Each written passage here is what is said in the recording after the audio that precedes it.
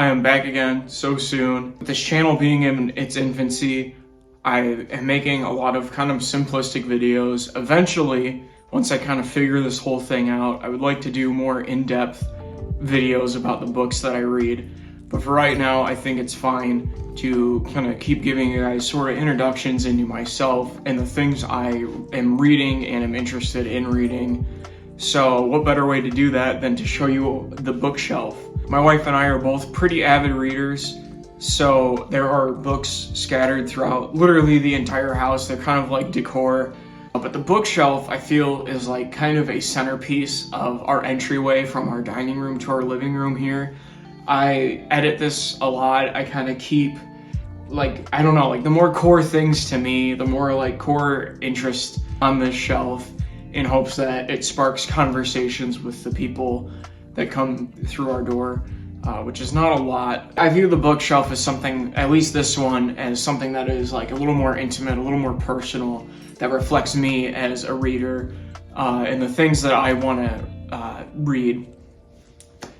Yep. So I've already made a video about most of these, my Everyman's collection, but I have added a few more. I've either been gifted them or have bought them outright myself. But before we get into that, actually, I'll show you down here. We have the Penguins Classic hardcover edition of Paradise Lost. I feel like Paradise Lost is probably one of those like really core Western literature books, along with things like the Iliad and the Odyssey, where it is like a big, massive, epic poem that is cool and beautiful. I've read a little bit of this. I'm excited to keep going. I don't know if I'll read it straight through or if I'll just kind of pick it up every now and again. So if you're interested in seeing any of these, go check out my first video I posted. But the first new one I will show you guys is I have the Kafka. I have The Castle by Franz Kafka. I mentioned in my last video I was reading this. I did put it down after about 35 pages. Just kind of wasn't in the mood. Plus the formatting for it. Oh, I don't know if you can see my dog. The formatting for it's really weird. They don't start like new paragraphs whenever someone new talks, and it was kind of like annoying. But I do plan to actually give this a shot. If you don't think this is a good place to start with Kafka, please let me know. I know everyone talks about Metamorphosis. Maybe that's something I should look into. Then next up we have Herman Melville's complete shorter fiction.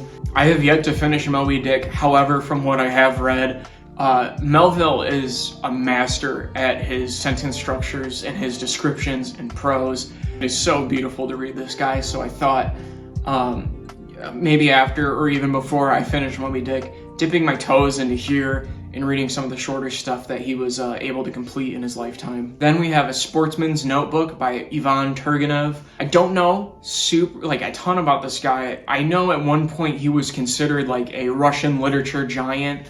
But today he is like not as well known. He is the reason that we have people like Tolstoy and Dostoevsky translated into English, essentially. His works were kind of the first.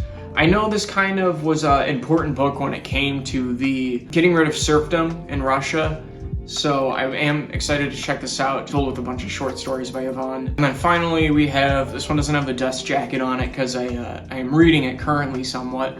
We have Anton Chekhov's The Complete Short Novels. I recently finished The Step. I thought it was really good. It was kind of my first foray into a short story. I think that's kind of like the theme for the month of January, is kind of reading shorter books, because back to back, I read Crime and Punishment, The Idiot, Demons, and then Brothers Karamazov. So having a novel that is like 125 pages or short story was really good. I loved The Step, actually, and I'm excited to check out more of his novels. Believe it or not, these shelves used to be full of a lot more decor. These are actually my wife's wedding flowers from her bouquet. But slowly over time, I've just kept adding books to it. It's not as organized from the rest of the way down as it is on the top shelf. But I mean, there's still a little bit of organization in here. So over here, we have the Great Tales of Middle-earth box set by Tolkien. This has The Children of Húrin, Beren and Luthien, and The Fall of Gondolin. I love The Lord of the Rings, which you can see right next to it. I do love this story. I love this series. I've been a fan like literally my entire life. And so I know that the back catalog for history on Middle-earth is quite expansive and very vast. So I thought I would give that a shot. I still need to read the Silmarillion, So I'll probably wait on these until after I read that inevitably.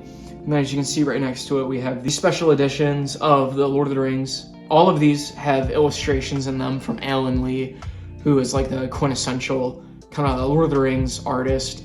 Makes really phenomenal, beautiful paintings, really helps bring the story to life. And it's cool to see the inspirations that the movie took from his paintings.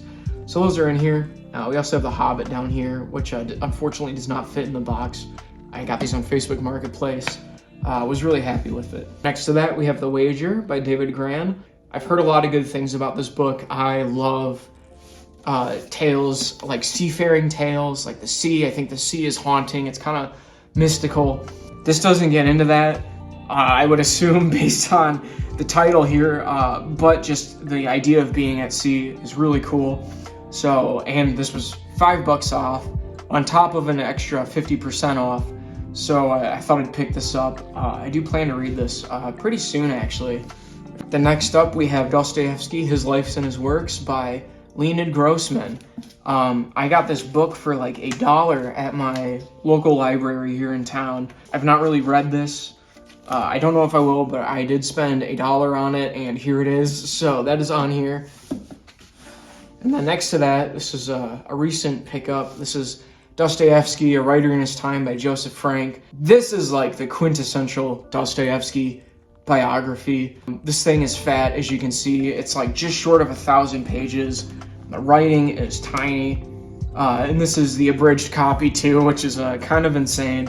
In the future, finances permitting, I would like to get the 5 volumes that Joseph Frank wrote on this, which is like over twice as long as this. I am excited to read this. I'm hoping to get this one in this year because I feel like understanding Dostoevsky's life and the politics and happenings in Russia is probably quintessential for understanding more of his work. Then next to that one, we have Musashi by Eiji Yoshikawa. I have not talked about this on the channel. All through high school, I loved anime, and what actually got me into reading last year was reading manga. And I still like manga. I haven't read any in a long time, but I would eventually like to return to it because I think it's cool. But those familiar, Musashi Miyamoto is the main character of Vagabond, and I own all of the Vagabond series, at least what's out. It's been on hiatus for like 10 years. It's probably like my favorite Japanese like story, like manga, you know? So I thought I would get the book that inspired that manga to actually take place, because I don't think the writer, the author, Inoue, is going to come back and finish the story, unfortunately. This, I think, would help wrap that up. This is a thick book. It doesn't look it, but these pages are like paper thin. I am excited to dig into this one. The next to that, we have The Old Man and the Sea by Ernest Hemingway. This is a book that I'm actually borrowing right now. I've been meaning to read some Hemingway. I tried reading this, and the prose are really simple. It felt like a children's book, and I don't know, not that that's bad, but I don't know if this is like a good starting place to get into Hemingway, but on the bottom shelf, you'll see this isn't the only place I can start. The next to that, we have Devils by Dostoevsky. This is the Michael Katz translation. I also have it up here as Demons, but this is Pivir and Volokhonsky, which their translations are either like pretty solid or not good. So I ended up picking up that, and that's the one that I read. And then next to that, we have Don Quixote by Miguel de Cervantes. I tried reading this one, and I just don't think I was in the mood for it. I got about 50 pages in before I put it down. I do want to read this work. I understand like how important this is, and apparently it's also like a super great story. But I think the fact that it is so like early in literature, it doesn't have kind of like the kinks worked out of it. You know, it feels very much of its time, which I guess is probably some of the beauty of it. Yeah, we'll return to that one eventually. This is the Edith Grossman translation, which based on my research online, is like the best. And now we are on to the bottom shelf, the floor. We'll get into it. Over here I have Ernest Hemingway, The Sun Also Rises, and other works. This is chock full of short stories. I found this for really cheap at a local bookstore. I've not read it yet, but I like Hemingway is one of those like quintessential American authors, and eventually I will start reading him. Next to that, we have the Passenger and Stella Maris box set by Cormac McCarthy, his last novels to come out before he passed away. I have not read those yet, In some aspects, I'm a little intimidated because at the end of his life, Cormac got super into physics, and I am not that, like, my brain doesn't work that way. And I've heard it's kind of chock full of it in these books, but I mean, it's not like the whole thing, but there are lots of diatribes in it, so I am a little intimidated to read it. But I do plan on reading it eventually. I've heard they're super good. Then, next to that, we have Outer Dark by Cormac McCarthy. I absolutely loved this one. I read this last year. Leaf by Leaf has a video talking about that, which helped me understand it more and some of the themes. But I did like that book. It's very dark, very gruesome. And we have Child of God by Cormac McCarthy, which is one I actually have not read yet. Yeah. We have Blood Meridian. Eventually, I'd like to get a hardcover Blood Meridian. This book is incredible. And then next to that, we have Suttree. This one's kind of autobiographical in some sense about Cormac's life living down in Tennessee. I thought the storyline was kind of like weird in it. I'm sure there's a lot that's going on behind the scenes because Cormac is notorious for kind of taking these like obscure things and putting them into his books. But I think Cormac's writing is like super good in here. It still feels very like Faulkner, where Blood Meridian, I feel like he gets more into like his like self, you know? No Country for Old Men. Love this book. Love that movie. The Road. This was like my first actual read because I listened to this on audiobook, but then I actually went and picked up The Road. This is the only book on this entire shelf that has made me cry, and believe me, I cried violently reading this. Now next to that, we have Big Woods by William Faulkner. I only got Faulkner because people always compare Cormac's writing style to his, and I can 100% see that. I mean, we open this up, you have the italicized text in there, and I don't think there's a single period in these 4 pages. I mean, certainly there's like breaks in the page, but there's not a single period in here. It's all just like a sentence. I'm excited to read this.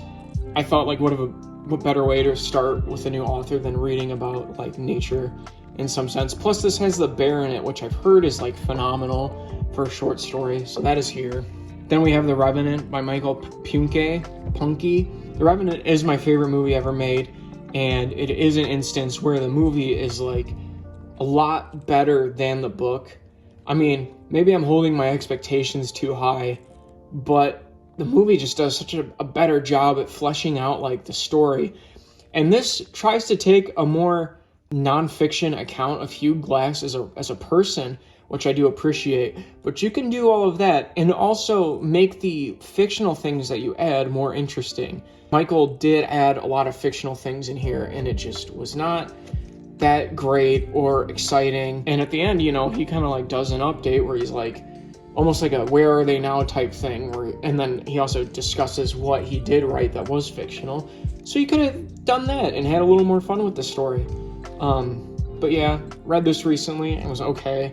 Don't know if I'll ever read it again. Then next to that, we have the Gulag Archipelago, Volume 1 by Solzhenitsyn. I have not read this one yet. I mean, all of these books I do plan to read. I don't want to be a person who has a bunch of books that 90% of them are unread, which is why like I seldom buy books, but I am excited to read this.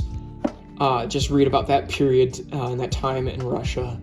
Next to that, we have Sacred Nature by Karen Armstrong. I bought this at a bookstore in Florida before I was really a reader. I probably will look into this someday. It's a quick read. Really pretty book too.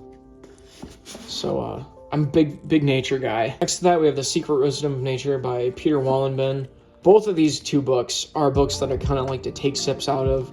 They're not as exciting to read straight through, but there is like a lot of interesting things that is within there. It is so cool that nature always balances itself out. And then we have The Hidden Life of Trees also by Peter Wallenben. Stupid book. I don't know who on earth would like care about trees. Like trees just don't do anything and they sit there. This book is incredible. It's phenomenal to know the intricacy and the complication that like a tree actually has, and the processes that they go through, and the way they sustain each other and everything. It is wonderful. Would highly recommend this one. I haven't finished it yet, but I would highly recommend this one because everything that I've read in here has like blown my socks off. Next to that, we have this box set, which has The Maine Woods, Walden, A Week on the Concord and Merrimack Rivers, and Civil Disobedience. You kind of can't see it, but it is in there. By Havid Denry by Henry David Thoreau. I've tried peeking into The Maine Woods and Walden. I might re-pick up The Maine Woods again. I just have the way Thoreau writes, it's really pretty, but it's also kind of weird. But I would eventually like to read these because Thoreau is one of these early American dudes who just love nature, kind of like John Muir, who I was recently informed about. These books are two of the things that I really love in literature right now, which is nature. And then just the 1800 time period, I find the 1800s America and somewhat Russia as well. But mostly America, the expansion, the trapping, the hunting, the settling and stuff. I find that stuff all so interesting, and I felt like I would be really attracted to these books. And maybe it's just not the time for me to read them yet, but they are here. We have Man's Search for Meaning by Viktor Frankl. We have Meditations and Other Classics of Stoic Philosophy. This has Marcus Aurelius, Seneca, and Epicurus in here, or Epictetus, in here. I think Meditations is the best coffee table book you can have. I love the teachings of Seneca. I've not dipped into Epictetus yet. But this is a really good book to kind of change how you interact with things on a day-to-day basis. Then next to that, we have Fear and Trembling by Soren Kierkegaard. When you hear about existentialist philosophy, a lot of it comes from Kierkegaard. I don't know if he was the father of it, but his name is brought up a lot, so I thought I'd get this little one to read into. Plus also this kind of sold me on it on the back here. This covers this kind of leap of faith philosophy in life. And it's a real quick one. It's real short, as you can see. Next to that, we have Seneca's Letters from a Stoic. I absolutely love this book. Seneca's morals and the things he espouses really remind me of the Bible, and it kind of blew me away. And then over here to finish things off, we have this C.S. Lewis. We have the C.S. Lewis Signature Classics box.